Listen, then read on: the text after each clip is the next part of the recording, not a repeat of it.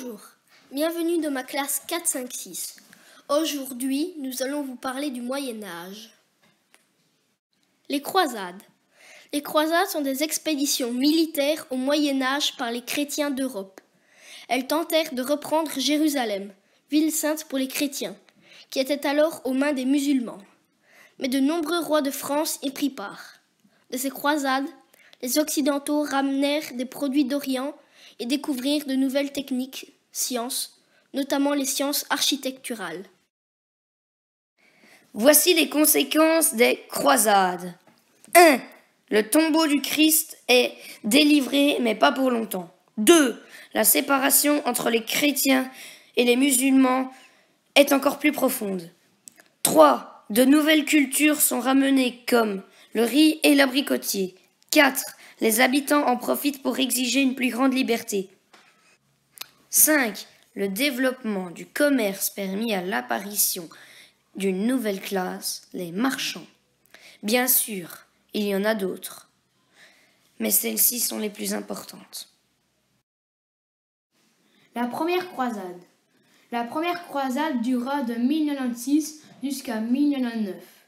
Elle a été causée par les Turcs musulmans qui ne permettaient pas plus aux chrétiens d'aller faire le pèlerinage à Jérusalem. La première croisade se termina en 1099 par la prise de Jérusalem.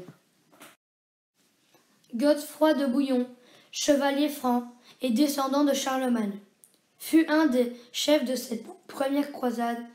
Ensemble avec ses frères, ils construisirent une des plus grandes armées de croisés. En 1099, Godefroy de Bouillon fut l'un des premiers croisés à entrer dans Jérusalem. Pour honorer leur chef, les croisés lui proposèrent de devenir roi. Il accepta de rester à Jérusalem, mais refusa le titre de roi.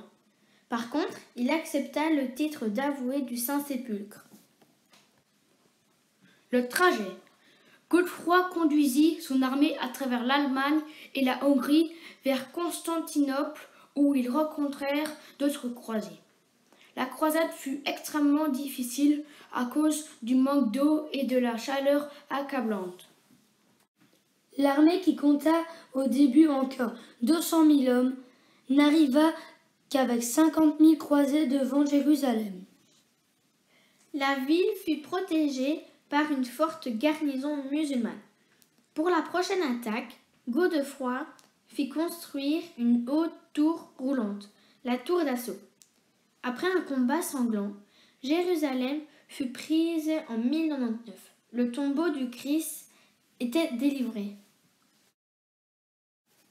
Les Vikings. Contrairement à la légende et au film, les Vikings ne portaient pas de cornes sur leur casque. Mais cela ne les empêchait pas d'être bien armés et très menaçants. Ils étaient équipés de casques en cuir ou en fer. Cela dépendait de leur statut de guerrier. Ils portaient des vestes de cuir ou des cottes de mailles. Ils se battaient à l'aide d'épées à double tranchant ou de lances. Les guerriers les plus forts et les plus robustes maniaient une lourde hache capable de tuer un cheval d'un seul coup. Pour finir, ils possédaient un bouclier en bois renforcé de plaques de fer. Un viking doit aussi être capable d'utiliser un arc à flèche durant le combat. Les Vikings sont des commerçants et explorateurs devenus pillards. On les appelle en général les Normands ou les hommes du Nord. Leur nom varie en fonction des pays. Les Francs les appellent les Scandinaves. Pour les Slaves, les Arabes et les Byzantins, ce sont les Russes. Et pour les Anglais, ils les appellent les Danois. Ils vécurent au 9e et 10e siècle en Norvège, en Finlande et en Suède. En 861, les Vikings envahissent Paris et s'installent dans les régions avoisinantes. Ils prennent leur langue et leur religion. Ils croyaient en plusieurs dieux comme Odin et Thor. Les Vikings ont vécu au Moyen Âge. Il n'existe plus de Vikings. Ils sont morts depuis longtemps.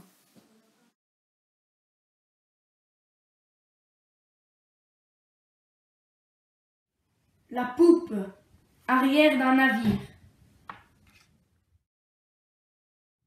Le mât, pièce de bois qui supporte les voiles. La proue, protégeait les navires des tempêtes et des grosses vagues.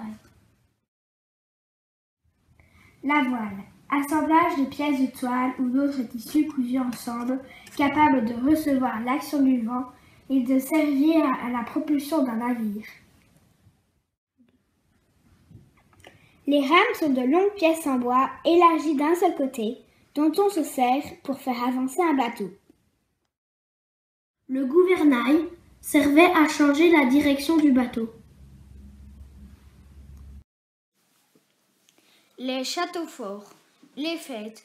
Plusieurs tables sont installées dans la grande salle, où les invités et la famille du seigneur mangent.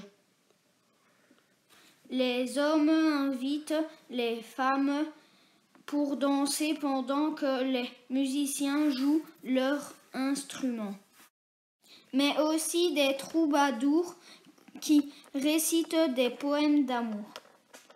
Pendant l'été, il y a moins de fêtes, comme tout le monde est occupé avec les travaux sur les champs ou est à la guerre. Les enfants. Dès l'âge de 6 ou 7 ans, les enfants sont souvent envoyés dans un autre château. Les filles apprennent à tenir une maison. L'hygiène.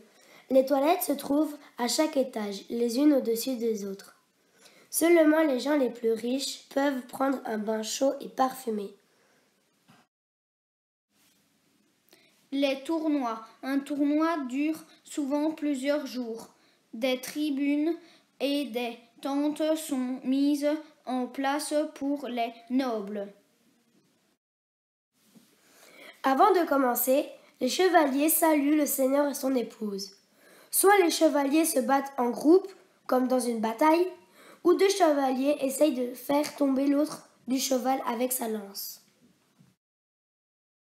La chapelle. Une petite chapelle est souvent placée à côté du donjon où habite le seigneur. Lieu de pouvoir. Lieu symbolique où il y a le trône du seigneur de s'asseoir face au châtelain voisin. Lieu de refuge. Le château est le garant de la protection d'un territoire et des habitants. Le donjon. Tour principale du château fort qui servait de dernier refuge en cas d'attaque. Les créneaux.